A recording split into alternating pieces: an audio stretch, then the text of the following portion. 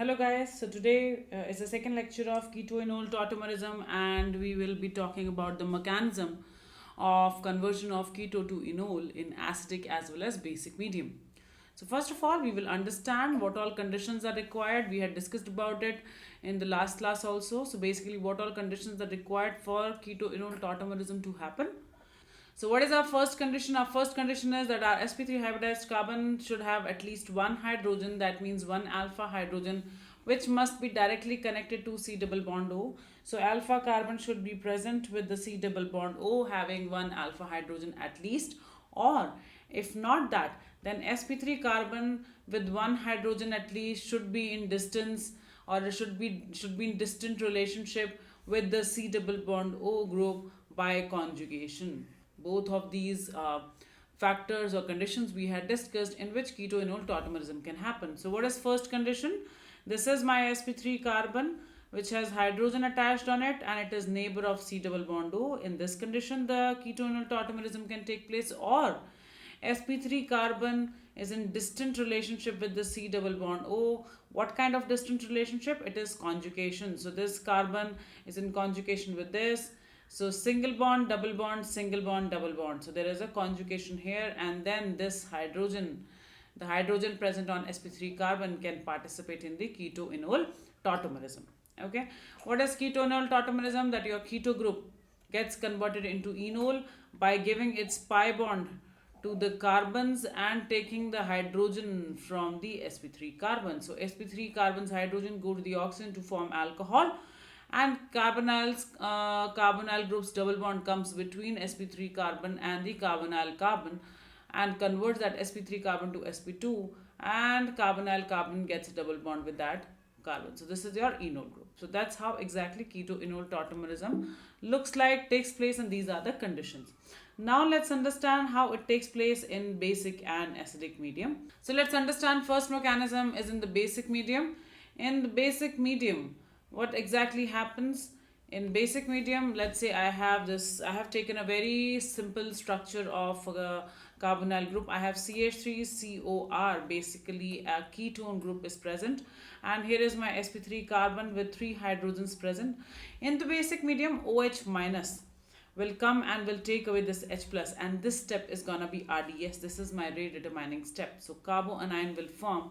Here see, there is a carbonyl formed. Once this carbonyl formed, this is in conjugation with C double bond O, negative charge, single bond, double bond O. So with resonance, what will happen? The electron density will shift towards oxygen, and there is a carbon-carbon double bond will form, and this O minus will form, and this is called as enolate ion. Now after this, we will treat it with the water. Water will give away its H plus ion to this O minus, and it will become OH, and OH minus will be replenished back in the system. So OH minus will remain in the system. OH minus will first attack on H plus to take H out. This is your RDS. Carbonyl will form. It will do the resonance to form an enolate ion. Then enolate ion will take H plus from water and will give away OH minus in the system. So that's how exactly your keto gets converted into enol in the basic medium. So here abstracting the H plus from the molecule by OH minus is an RDS. Now look at the acidic medium. In acidic medium, first is protonation. The H plus will come and attack on the oxygen's lone pair. This is H plus. This is Lewis acid, and this is Lewis base with the pair of electrons. So this is acid base reaction. It is very fast reaction. So this cannot be RDS. This is a very fast reaction, and this oxygen gets protonated and it's become protonated alcohol. Oxygen gets a positive charge, and then it readjusts itself by breaking the bond, and carbon becomes the carbocation. This is how exactly the molecule forms. So it rearranges itself to form carbocation. Once the carbocation is formed, then what will happen in the hyperconjugation? What exactly happens? The hydrogen comes out and the pi bond forms between carbon. Exactly same thing is gonna happen over here. This H plus will come out, and the pi bond will form between this carbon and this carbon to give you the respective enol. And this step, removal of H plus and replenishing the H plus in the system, and forming a pi bond between this carbon and the carbocation's carbon is an RDS.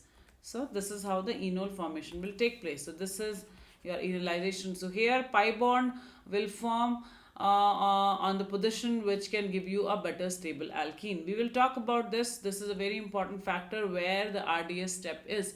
In case of basic medium, abstraction of H plus by OH minus is the RDS, and that is the first step. Whereas removal of H plus ion to form enol in case of acidic medium is an RDS, which is the second step. So here we have got how the enolization takes place in the acidic medium and the basic medium. Now write the mechanism for these two compounds and see how does it happen. Write the enolization mechanism in the basic medium also, in the acidic medium also, for this compound as well as this compound. Pause the video and do it. So I had given you two questions. First I had given you this compound to solve and to find out how the enolization take place in basic and acidic medium. So let's discuss here very quickly. Here H, this is, I had given you acetone.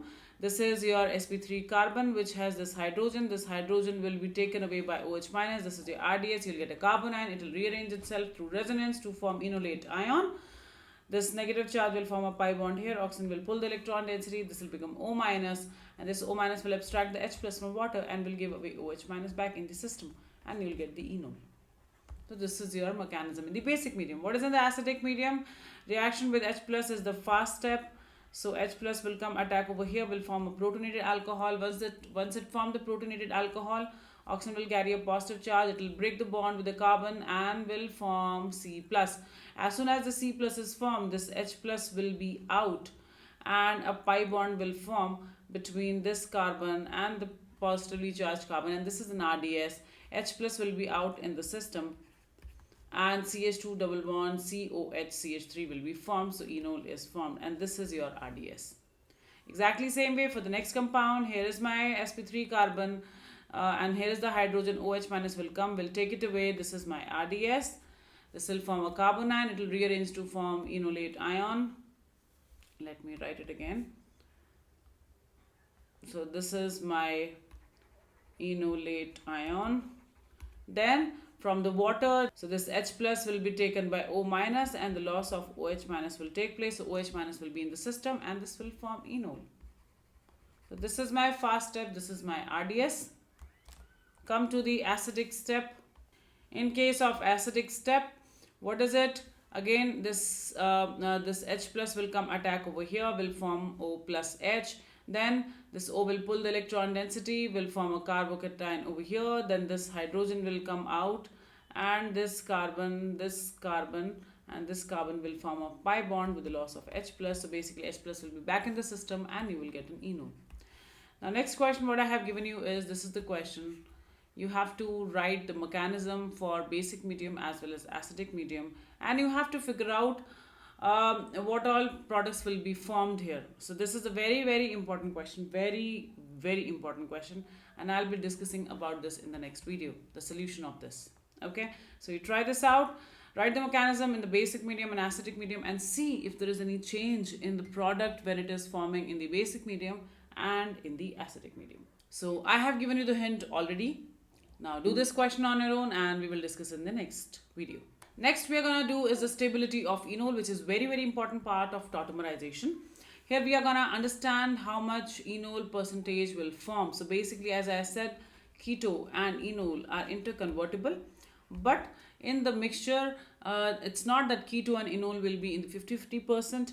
The percent of keto or enol in the solution or in the mixture will depend upon which is more stable. Right? So first we will be discussing about monocarbonyl compounds and we will see what are the factors to decide what will be the percentage enol content in the monocarbonyl compound. Okay, so we have the first compound. What we have is CH3COR, basically a ketone group over here, and then carbons here. So this will get enolized to form CH2 double bond COHR. Hydrogen will go here and double bond will move over here. We all know about it. When the observation was done, we had seen that this keto form is almost 100%, whereas enol form is even less than or equivalent to 10 raised to power minus 4%. So basically both are coexisting, but the percentage is different, is is drastically different with respect to each other. Now, what is the reason why enol is less and keto is more? The reason, and the only major reason here, is bond energy. So your keto contains C double bond O, which is very, very strong bond. In fact, when you compare, your keto has C double bond O bonds, carbon carbon single bond, and carbon hydrogen bond. That is what your keto is composed of. Whereas when you talk about enol has C single bond oxygen, and you have carbon double bond carbon, and you have carbon single bond hydrogen. So this kind of composition you have. In all the cases, understand this thing, that C double bond O is very, very strong bond and very stable bond, and that is why this is the most preferred composition also. So if you actually calculate the bond energies of all these three bonds and these three bonds of keto enol, you will find, or it was observed, the keto's bond energy is greater than the bond energy of enol, which makes keto much more stable, and hence in all the monocarbonyl compounds it has been observed that the quantity of keto is maximum, and it's almost 100%. This is about the monocarbonyl compound. So the general observation is keto is almost 100% in monocarbonyl compounds. Now look at this molecule. There is a small difference in case of normal straight chain monocarbonyl compounds and the cyclic one. So this is my cyclic monocarbonyl compound, and this is the keto form, and this is enol. So if you see the percentage, there is a huge increase in the percentage of the enol content with respect to the above one. So above one was 10 raised to power minus 4%, whereas this is 1.2%. Though it is in this, if you compare it to the 100%, 1.2 also is very, very less, and it's in minority, whereas keto is in majority. But still, look at the straight chain enol and look at the cyclic enol. Cyclic enol percentage is much, much, much higher. Why is it so? Because let me explain you. This is your open chain structure. Okay, this is my keto and this is my enol. So in enol, what happens is, in enols, this OH rotates. Because it's a single bond, it rotates, but the rotation is quite restricted because it will face the repulsions due to these bigger R groups over here. So it's not a very free rotation, no free rotation. It faces repulsions from the groups over here, and through the single bond, it will be doing rotation, right? So that is also the reason of instability of this enol in the open chain structure. Whereas in closed chain, there is no such steric hindrance or steric crowding on this cyclic chain, and OH is able to rotate much better. When it will rotate better, so it will be able to rotate freely. More freely it will be able to rotate, more it will bring stability to the system. So no free rotation, lesser stable. More free rotation, better stable. So that is the reason why your cyclic structures have a better enol percentage as compared to open chain structures. But in general, your monocarbonyl compounds will have enol content very, very less. As I mentioned, 1.2%, 1.5%, and in the open chain structures it is further very, very less. It is 10 raised to a minus 4, minus 3, and like that. And the majority of percentage will be of keto. Next, we'll be talking about in dicarbonyl compounds. In dicarbonyl compounds, we'll be talking about two categories. So the first one is adjacent diketones. Adjacent diketones means that the ketone groups are next to each other. Now there are two structures further. One is open chain, another is closed chain. So first let's talk about the open chain. In open chain, see, this is your adjacent diketones where ketonic groups are next to each other, and they have the lone pair of electrons which will repel with each other very, very strongly. To avoid repulsion, it can do the rotation through this single bond and arrange itself so that they go into the completely opposite direction with respect to each other and avoid repulsion totally, right? And that will, the one factor which could destabilize this diketone system is also managed by the rotation of this single bond, rotation through the single bond, and now it is very stable because ketones are way far from each other, no repulsion and very high bond energy, hence it is very, very stable and will give you 100% yield. Whereas in case of enol, though OH and double bond O are opposite to each other, definitely there is no repulsion, but we have already understood that carbon double bond oxygen is a very, very stable bond, and hence very high bond energy, which brings the stability to the molecules. It is gonna be less stable due to the presence of OH bond or carbon oxygen single bond rather than double bond. The only reason of instability of this molecule is because the bond energy of C double bond O is much higher, and that is enough reason to bring its percentage down to 0%. So basically there is no special factor which can stabilize it and make it better molecule as compared to the keto one. Next comes to the closed chain. In closed chain, we have two ketones next to each other. Again, it will have lone pair repulsion, but there is no free rotation in the system, and hence this molecule is highly unstable, and this is almost 0% when you look in the mixture. Whereas when you talk about its enol form, in enol form, one is OH, another is O, and definitely there will be slight amount of repulsion, but that repulsion will also be compensated by the hydrogen bonding which is being done between oxygen and hydrogen over here. And this hydrogen bonding is enough to bring the stability in the molecule, and that's the reason why this is 100% enol, and that is almost 0% of keto. So in these cyclic diketones, your enol form dominates, whereas in case of open chain Edison diketones, your keto form dominates. Now let's talk about the next category, that is alternate diketones. Again, this is in dicarbonyl compounds only. Now in alternate diketones will bring one carbon in the center. That carbon is called as active methylene group. We have spoken about this carbon earlier also. This carbon's hydrogen is very acidic hydrogen due to the presence of minus M groups in the neighborhood. Make this hydrogen very active, very acidic, and this participates in the enolization in much faster manner than the other carbon's hydrogens. Okay, so there are actually 8 enolizable hydrogens, 3 here and 2 in the center, but the one which will participate will be the center one because that is the most acidic one, so it will come out very easily and will participate in the enolization. Now this is the diketone form. This particular compound gives 2,4 DNP test because this is the test which is shown by carbonyl compounds. But along with that, it can enolize itself and can become like this. So hydrogen, acidic hydrogen of CH2 will go to the carbonyl's oxygen, and the double bond will shift between carbon and carbon. So this is how your enol will look like. So this is your enol form. And this enol form will give FeCl3 test. This is an important question. So this compound can give you 2,4 DNP test also, and this can give you FeCl3 test also, which is for alcohols. Okay. Now if you look at the percentage, it is 76% what we see in the mixture, and the remaining percentage is for diketone. So this 76% is a good amount of enol percentage. What is the reason why there is a 76% of enol is forming in this reaction, in this mixture, even though we have two ketones over here which have higher you can say bond energy. Here only one ketone is there. Why this 76% is there for enol? Let's understand the reasons behind it. So the reason behind the stability of enol is, first of all, hydrogen bonding. Very important factor. So look at the structure. This is how I can write my molecule CCH3OH. So this is and then there is a double bond over here, and then C, then single bond, then C double bond O, and then CH3. So if you look at this molecule, this carbonyl, carbon's oxygen, and this alcohol's oxygen and hydrogen are forming a 6-membered ring by doing the hydrogen bonding, which is making this molecule very stable. Secondly, there is a large size conjugation. Large size conjugation means resonance can happen. Extended conjugation is there. There is a lone pair, single bond, double bond, single bond, double bond. So this is an extended conjugation which is making this molecule further more stable. Then comes your hyperconjugation. So this molecule is getting the hyperconjugation stability also.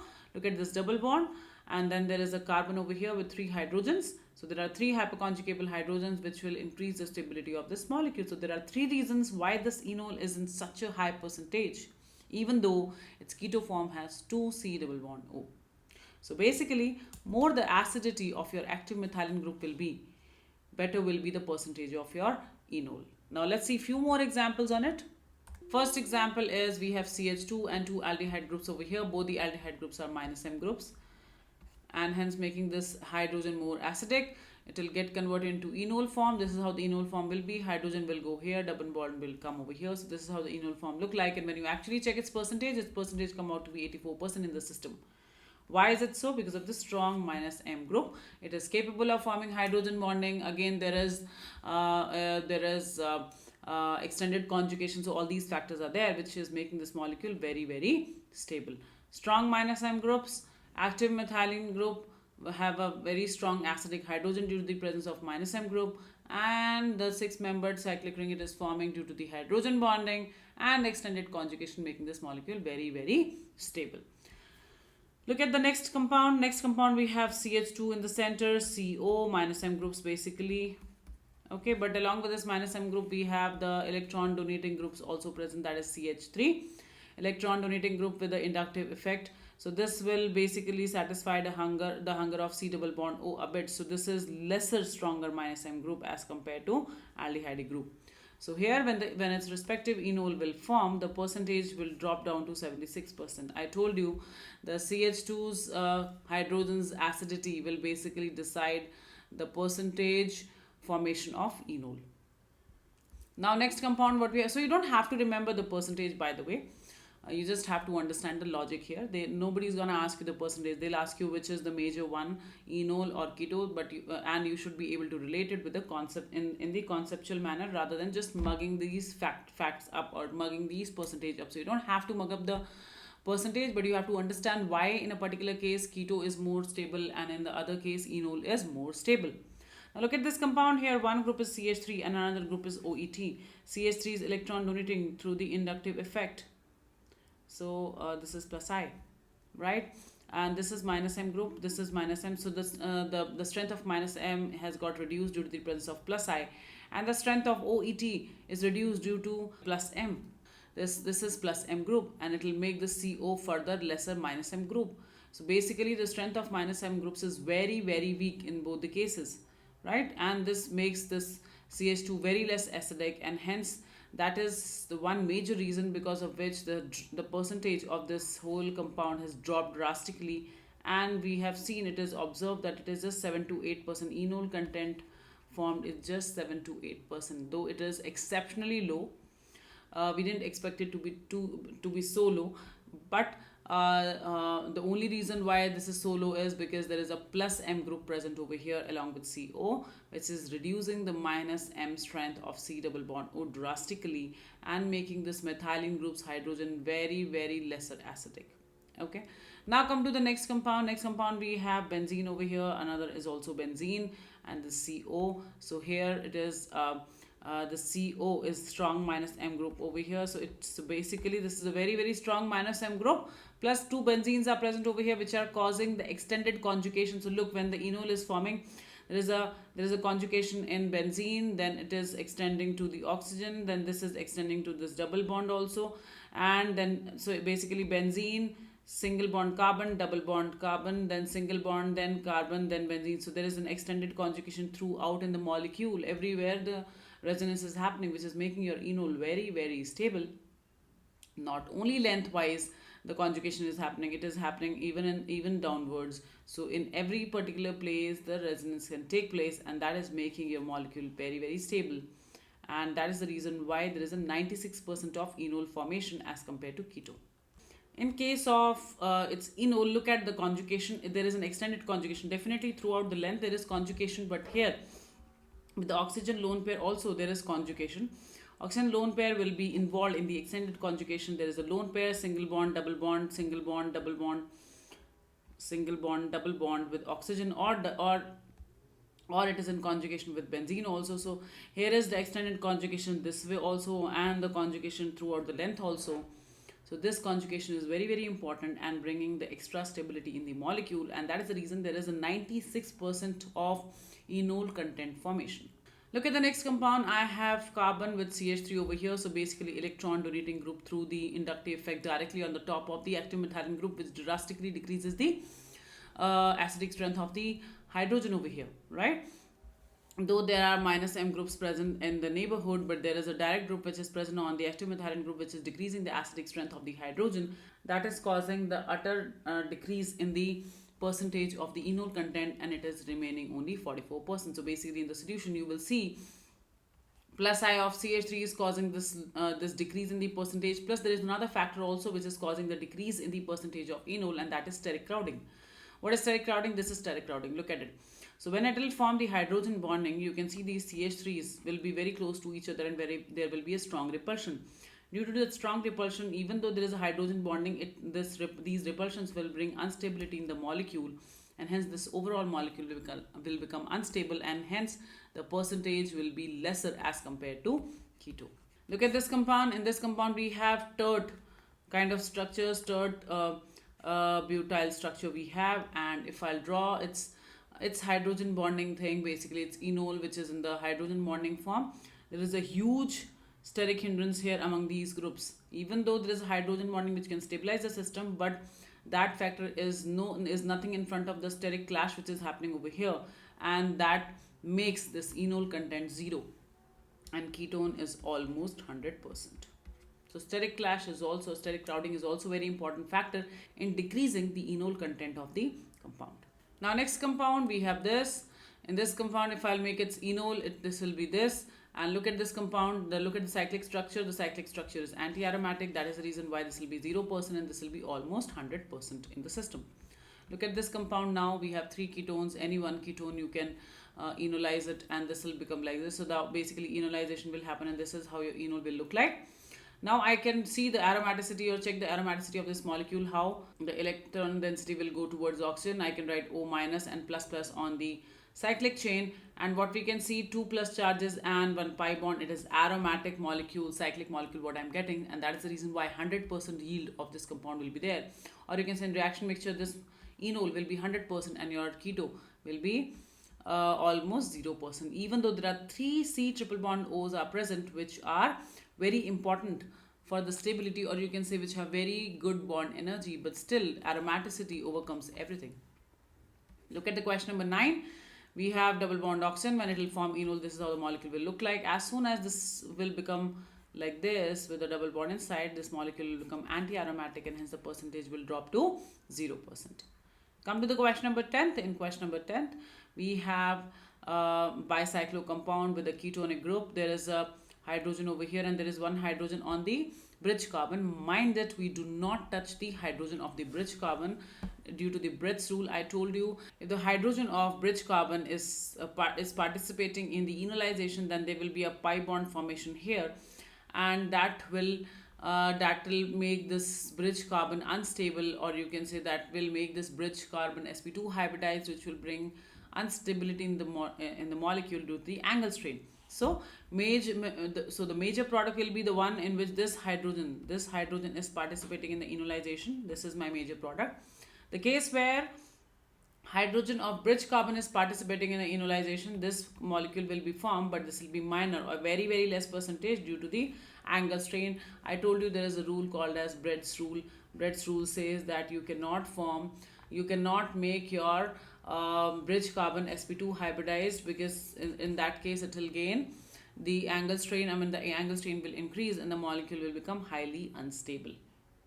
So this is about today's class, where we have discussed about 2 different type of structures, diketones or dicarbonyl compounds and monocarbonyl compounds, and how to judge the enol content in them. And we have spoken about the mechanism of tautomerization in acidic medium and the basic medium. So this is about today's class. In the next class, we'll be talking about tautomerization further. We will see the optical aspect of your tautomerization, how does it changes and how does it affect the optical activity of an aldehyde or ketone. And then we'll be talking about tautomerism in phenol, and the last thing of this chapter is ring chain tautomerism. That also we will discuss in the next class. So here we are done with these examples and done with the cases of a good number of cases of tautomerization. I hope you would have got a better idea of tautomerism now. Understand these examples, ask me if you have any doubt, and solve the question I have given. I will discuss it in the next video.